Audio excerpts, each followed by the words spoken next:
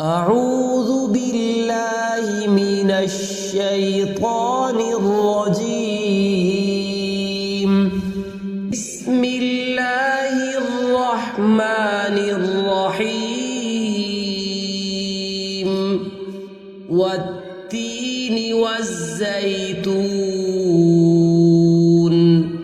وطور سينين وهذا البلد الأمين.